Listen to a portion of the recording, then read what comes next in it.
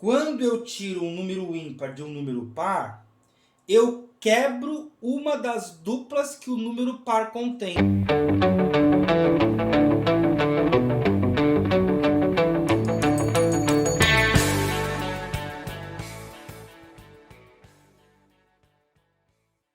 Saudações ensinantes, pessoa querida! Tudo bom com você? Eu espero que sim. E nós estamos aqui para mais uma vez visitarmos os elementos de Euclides e mais uma vez provarmos aqui um dos seus anúncios do livro 9, né? Para você ir bem aí na sua prova, no seu concurso, no seu Enem, etc, né? E qual é o anúncio que nós vamos provar hoje, tanto geometricamente quanto algebricamente? É o anúncio 25, né? Que é o seguinte, ó.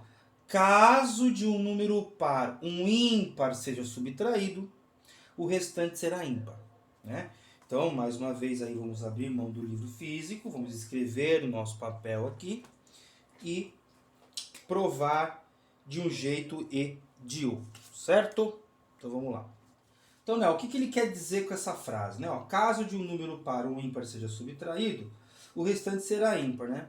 Se você parar para pensar, se a gente fizer o caminho contrário, a gente pode lembrar de uma prova que já apareceu aqui no canal, né? Que quando você soma ímpar com ímpar, o resultado é par, né? Então você pega o ímpar com ímpar, dá par. Aí par, tira o ímpar, dá bem, né? Então tá, faz sentido aqui, né? E, né, só para explicar melhor a frase, o que significa isso aqui? Olha, se eu pegar um número par e retirar o ímpar, sobra ímpar. Então, vamos ver aí com as nossas unidades, né? Vamos ver isso aqui com as nossas unidades, né? Então tem aqui as nossas unidades, vou pegar, né, um número par, né? Então vou pegar o número 8, por exemplo. Vou pegar aqui o número 8 de novo, né, igual ao número 8. Vou aqui pegar o número 8. Pronto. Tá aqui o número 8. O número 8 é o número par, né? Porque se ele for dividido por 2, eu tenho metade exatamente para cada lado, né? Ou seja, a mesma quantidade aqui e a mesma quantidade aqui. Um número ímpar a gente sabe que sobra uma, né? Ou falta uma, não sei o que. Bom, então, ó, se desse número, né? Vou voltar aqui o palitinho no meio. Se desse número que é par eu tirar um ímpar, tem que sobrar um ímpar. Então eu vou tirar o número 3. 3 é ímpar. Sobrou 5, que é ímpar também. Interessante. Né? Nesse número sobra uma unidade, né? E nesse número também. Né? Em relação ao 4 aqui no caso do 5, em relação ao 2 aqui no caso do 3. Né? Que o 3 é 2 mais 1 e o 5 é 4 mais 1.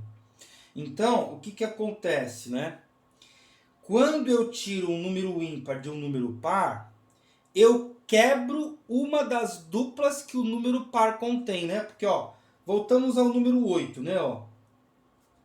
Então, vamos pegar o número 10.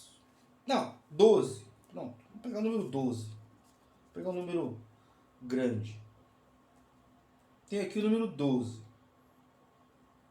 O número 12, ele é composto por 6 duplas, né? Ó. Vou segregar aqui bonitinho, ó. Pronto. Eu tenho 6 duplas de 2. Né? 6 duplas, né? Então eu tenho 6 duplas. Quando eu tiro um número ímpar, que por exemplo o número 5, eu tiro esse 2, eu tiro esse 2, dá 4 e quebro ele. Quebro uma dupla. Aí eu tenho aqui 5. E aí o todo restante é um número ímpar. Por quê? Porque ele é um monte de duplas com essa unidade sobrando. Então não tem como não ser diferente. É, ó, dupla, dupla, dupla e o que sobra. Porque, ó, quando eu tiro, repito, quando eu tiro um número ímpar de um número par, eu quebro essa dupla aqui.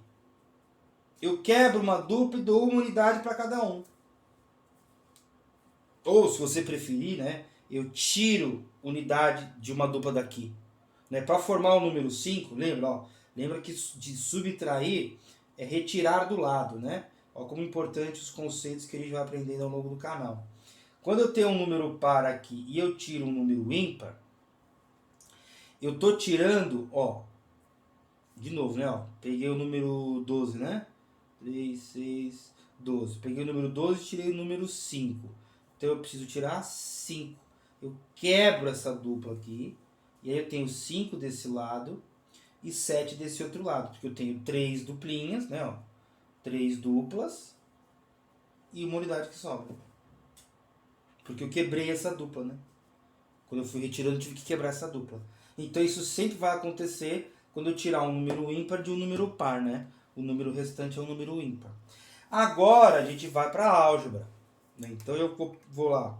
Eu tenho um número par, um NP, que vai ser, por exemplo, um M vezes 2. Certo? Então, ó, M vezes 2.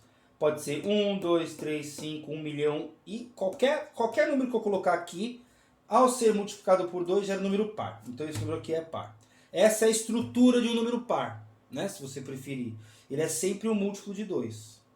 Número par é sempre um múltiplo de 2. Sempre. E aí eu vou pegar o meu número ímpar, o meu NIMP. Que é como? Pode ser esse cara aqui. Não. Não pode ser M, né? Ou pode? Pode. Não, não pode não. Não pode não, porque eu vou tirar esse cara daqui. Então não pode ser um M, né? Tem que ser... Ah, não. Só se eu fizer assim. Pronto. Então eu tenho o M aqui e o M... Não, tô brincando. Não pode fazer isso. Pronto. Retornei aqui ao que era antes do acidente ali, né? Então, ó, eu tenho o meu número par, que é um M vezes 2, e eu tenho o meu NIMP, que é um N vezes 2 mais 1. Certo? E por que aquela hora eu errei, né? Porque, ó, o N não pode ser igual ao M. E ele também não pode ser menor. Porque eu não posso tirar, por exemplo, o 9 do 4.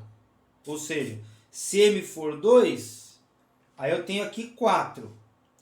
E se o N for 2, eu tenho aqui 5. Então eu não posso tirar 5 de 4. O 9 eu usei sem fazer a continha, né? Então eu não posso. Então esse M aqui, ele tem que ser obrigatoriamente maior, né? Então a gente põe assim, ó, com M maior que N. Eu não posso abrir mão dessa situação aqui, né? Porque, repito, né? Eu não posso tirar 5 de 4, né?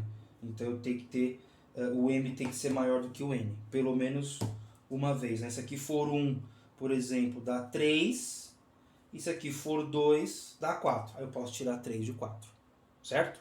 Então o meu M tem que ser maior do que o N. E o meu restante, né? O meu número restante, o meu res, ele vai ser o quê? Caso de um número par ou ímpar ser subtraído. Então eu tenho o quê? M vezes 2 menos N vezes 2 mais 1. Bom, então, ó, o meu res vai ser M vezes 2 menos. Esse menos contamina tudo aqui dentro, né? Então fica menos N vezes 2 menos 1. Quase que eu falo mais aqui. Então, ó, res vai ser igual ao quê? Eu tenho o que repete, né? O 2 repete, então eu boto por aqui, ó, 2 aqui. Então, ó, M menos N menos 1. Pronto. Esse número aqui, ele vai ser ímpar. E vai ser sempre ímpar. Por que ele vai ser sempre ímpar? Porque não importa o número que der aqui, o vezes 2 vai transformá-lo em número par. Um número par menos um número 1, que é um número ímpar, mas enfim, nem é essa a questão, é a questão do 1 mesmo.